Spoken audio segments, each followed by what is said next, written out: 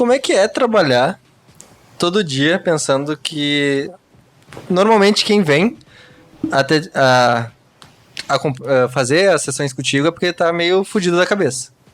Correto? Falando de um jeito bem literal. Pô, tá fudido da cabeça. Não, a pessoa tá passando por um momento difícil. Alguma dificuldade, mas que tá com a cabeça um pouco, né? Cara, tá difícil de lidar. Como é que é saber que tu depende de ti, que tu pode, de repente, se tu fizer mandar um caminho errado, ela pode piorar? Porque cada passo que tu tem que dar tem que ser bem pensado. Como é que é ter isso pra ti hoje? É bizarro, cara. É bizarro. Até porque tu já passou por isso, que foi a questão que tu falou agora. É bizarro. O que tu dentro do processo é necessário estruturar muito bem o papel de cada um dentro do processo terapêutico. Porque se eu for me colocar como responsável pelas atitudes da pessoa que eu tô atendendo, eu não atendo. Então eu só vou seguir com o processo quando eu perceber que a pessoa entendeu que ela é a atriz principal, o protagonista daquele processo ali. Sim. Ela não faz o que eu mando, ela não faz o que eu peço. Ela entende o que está por trás daquilo que eu falei, e eu vou perceber se ela entende ou não, e se for necessário eu vou explicar 1000 vezes, para que ela tome as atitudes com a segurança dela. Que é a questão que tu falou da realidade, com a nossa mente sempre criar o... Exatamente. Então é preciso ter esse distanciamento. No início, eu entrava em parafuso, cara.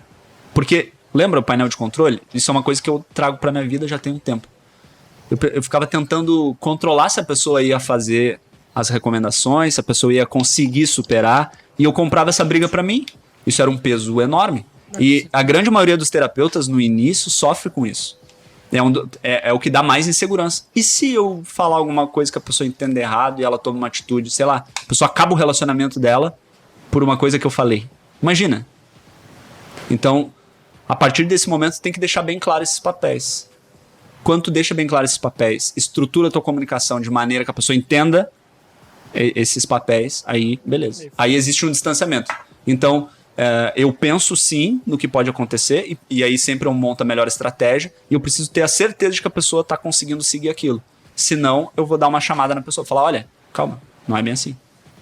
Porque senão eu não durmo, né? Sim. Imagina. Mas já teve caso que tu ficou bem preocupado? Ah, sim, cara.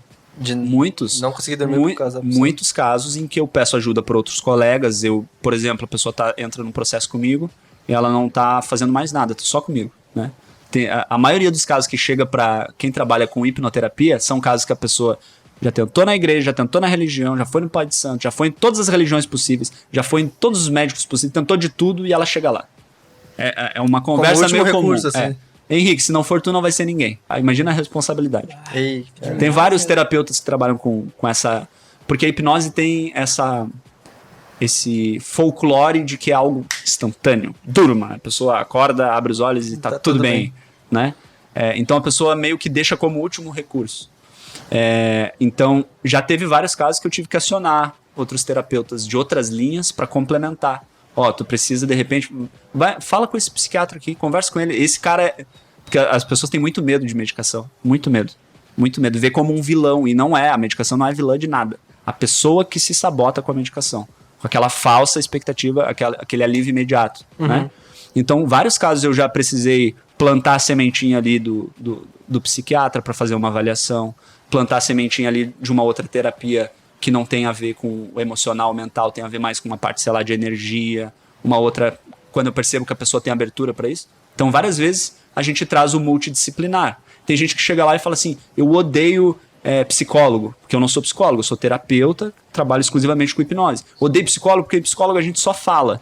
E em algum momento, eu percebo que ela precisa de um apoio mais, eu vou lá, cara, vai no psicólogo também. Essa psicóloga aqui é top, entende? Então, às vezes a gente precisa quebrar as barreiras da própria pessoa para conseguir ajudar ela, porque a gente percebe que ela está jogando a responsabilidade demais em cima de um processo.